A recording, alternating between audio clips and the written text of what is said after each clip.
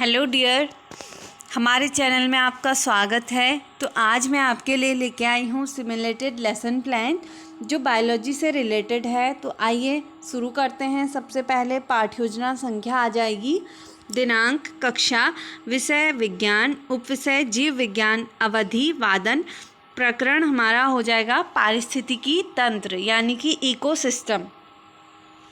विद्यालय का नाम, सामान्य उद्देश्य, पहला, छात्रों में वैज्ञानिक दृष्टिकोण विकसित करना, छात्रों को वैज्ञानिक तथ्यों से अवगत कराना, छात्रों में तर्क, चिंतन एवं कल्पना शक्ति का विकास करना, छात्रों में विज्ञान के प्रति रुचि उत्पन्न करना। पांचवा, छात्रों को दैनिक जीवन में विज्ञान की उपयोगिता से अवगत कराना। विशिष्ट उद्देश्य आ जाएगा जिसके अंतर्गत ज्ञानात्मक, बोधात्मक, प्रयोगात्मक, विश्लेषणात्मक, संश्लेषणात्मक और मूल्यांकन शामिल होंगे। विशिष्ट उद्देश्य के बाद हमारी शिक्षण सहायक सामग्री आ जाएगी, चौक, चार्ट, डस्टर, पॉइंटर आदि। पूर्व ज्ञान, छात्र छात्राएं पारिस्थितिकी तंत्र के बारे में सामान्य जानकारी रखते हैं। प्रस्तावना प्रश्न, प्रस्तावना प्रश्नों की संख्या कम से कम 5 होनी चाहिए। यह छात्रों के पूर्व ज्ञान पर आधारित होने चाहिए और इनका फॉर्म जो है वो जिगजैग होना चाहिए, यानी कि पहले प्रश्न का जो भी उत्तर आएगा उससे हमारा दूसरा प्रश्न निर्मित होगा। तो आइए देखते हैं। पहला, पेड़ पौधों द्वारा भोजन बनाने की प्रक्रिया क्या कहलाती है? तो बच्चे उत्तर करेंगे प्रकाश संश्लेषण। अब हमारा दूसरा प्रश्न प्रकाश संश्लेषण को लेकर बनेगा। प्रकाश संश्लेषण के दौरान पेड़ पौधों द्वारा क्या प्रयोग किया जाता है? तो बच्चे उत्तर करेंगे H2O, CO2, सूर्य का प्रकाश। फिर तीसरा प्रश्न, H2O, CO2, सूर्य का प्रकाश किस प्रकार के घटक हैं? तो बच्चे उत्तर करेंगे अजैविक घटक हैं।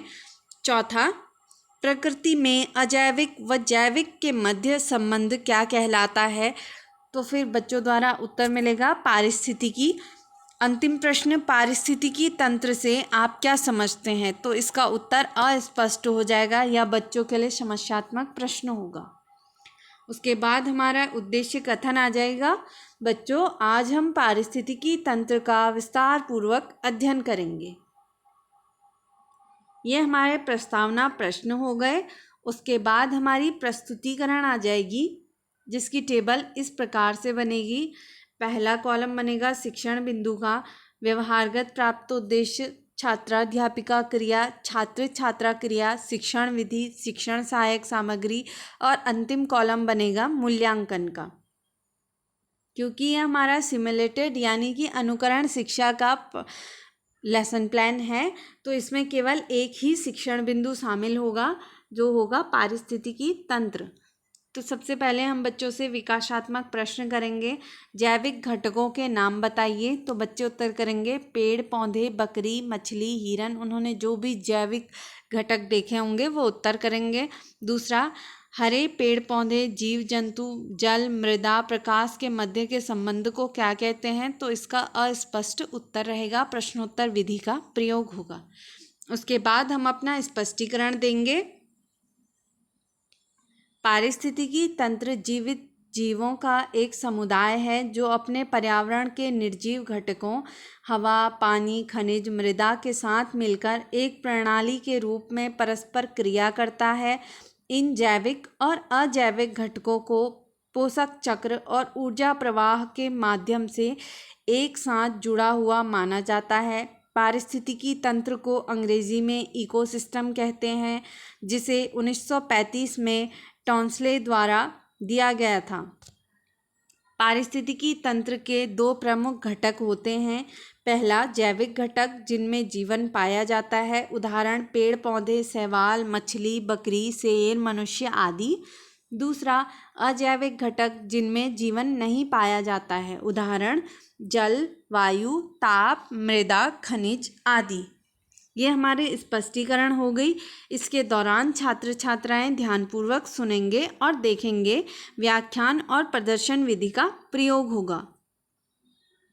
ये हमारी शिक्षण सहायक सामग्री है जिसमें हमने तालाब का पारिस्थितिकी तंत्र बच्चों को दिखाकर समझाया था, जिसका सूक्ष्म रूप हमने अपनी पुस्तिका में लगाया। और ये हमारा श्यामपट्ट कार्य है, जिसमें हमने घटक व उनके उदाहरण लिखे हुए हैं। उसके बाद हम बच्चों से एक आंसर क्वेश्चन करेंगे। पारिस्थितिकी तंत्र इकोसिस्टम शब्द सर्वप्रथम किसने दिया? तो बच्चे उत्तर करेंगे इकोसिस्टम शब्द टॉन्सले ने दिया। प्रश्नोत्तर विधि का प्रयोग होगा। उसके बाद हम सारांश देंगे। हमने पारिस्थितिकी तंत्र की परिभाषा व इकोसिस्टम शब्द के जनक व इनके जैविक व अजैविक घटकों के बारे में पढ़ा। छात्र छात्राएं सीखे गए ज्ञान का प्रयोग कर सकेंगे। उसके बाद हम बच्चों से मूल्यांकन प्रश्न करेंगे। पहला प्रश्न, पारिस्थितिकी तंत्र को परिभाषित कीजिए। दूसरा प्रश्न, पारिस्थितिकी तंत्र में घटक कितने प्रकार के होते हैं? तो ये हमारी प्रस्तुतिकरण आ गई। उसके बाद हमारा लिखित एवं निरीक्षण कार्य आ जाएगा। छात्राध्यापिका छात्रों को श्यामपट्ट पर लिखित कार्य को अपनी पुस्तिका में लिखने का निर्देश देती है और स्वयं घूम घूम कर निरीक्षण करती है। उसके बाद हमारे पुनरावृत्ति प्रश्न आ जाएंगे। पहला प्रश्न, जैविक घटक किसे कहते हैं? दूसरा, पारिस्थितिकी तंत्र का अर्थ बताइए। आप पुनरावृत्ति प्रश्नों की संख्या अधिक भी रख सकते हैं। उसके बाद हम बच्चों को गृह कार्य देंगे। पहला, दीर्घ उत्तरीय प्रश्न, पारिस्थितिकी तंत्र को विस्तार पूर्वक समझाइए। दूसरा, लघु उत्तरीय प्रश्न के अंतर्गत पहला, अजैविक घटक के 3 उदाहरण लिखिए। अति लघु उत्तरीय प्रश्न में पहला आ जाएगा, जैविक घटकों में ... पाया जाता है। दूसरा, पारिस्थितिकी तंत्र में ... का प्रवाह होता है। तो ये पाठ्योजना हमारी समाप्त हुई। मैं आशा करती हूँ कि आपको हमारी पाठ्योजना पसंद आई होगी। अगर आपको हमारी वीडियो अच्छी लगी है या आपके लिए ये हेल्पफुल है तो प्लीज़ हमारी वीडियो को लाइक कीजिए, अपने दोस्तों के साथ शेयर कीजिए और हमारे चैनल को सब्सक्राइब कीजिए। Thank you.